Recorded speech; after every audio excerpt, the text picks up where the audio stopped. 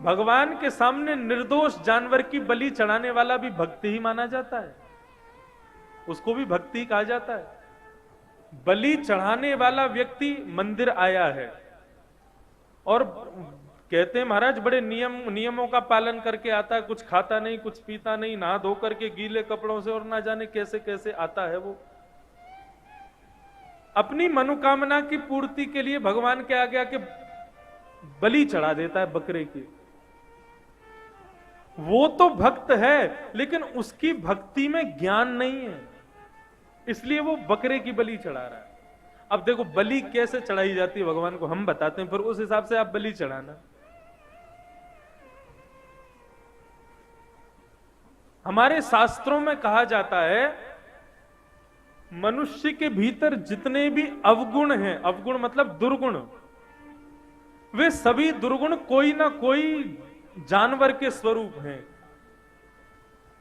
जैसे कि पहला दुर्गुण अहंकार, अहंकार करना, पूरे दिन मेरा घर, मेरा मकान, मेरी दुकान, मेरा बेटा ऐसा, मेरी बेटी ऐसी, मेरी पत्नी ऐसी, मेरा घर ऐसा, मेरा व्यापार ऐसा, ये पूरे दिन मेरा मेरा मेरा मेरा मेरा मेरा करने वाला कौन कहा जाता है?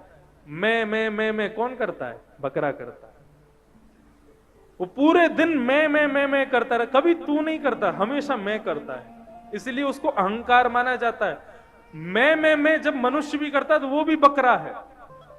क्या करे? बोले मंदिर में जाकर के अपने अहंकार रूपी बकरे की बलि चढ़ा दे। हम लोग क्या करते हैं? बेचारे पत्ते खाने वाले निर्दोष जानवर को जाके वहां चढ़ा देते हैं।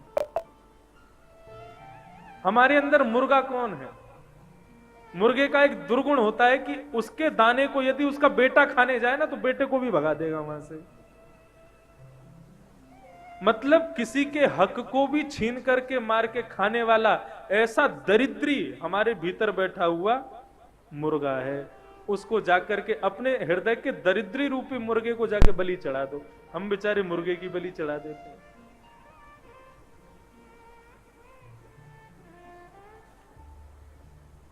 कथा सुन रहे हैं 4 घंटे और कथा में बताया जा रहा है क्या करना चाहिए क्या नहीं करना चाहिए, सब सुनने के बाद भी गलत काम करते हैं। ऐसे ही जड़ बुद्धि को भैंसा कहा जाता है।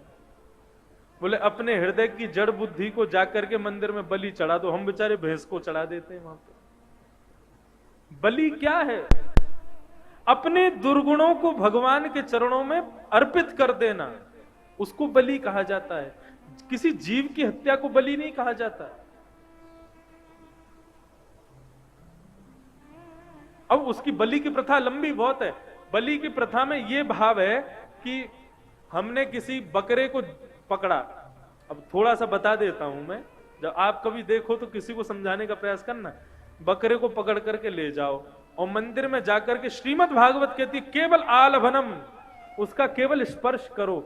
स्पर्श करके देवी देवता को दिखा दो, हे प्रभु मैं इस बकरे की बलि चढ़ाता हूं, मतलब अपने हृदय के अहंकार की बलि चढ़ाता हूं।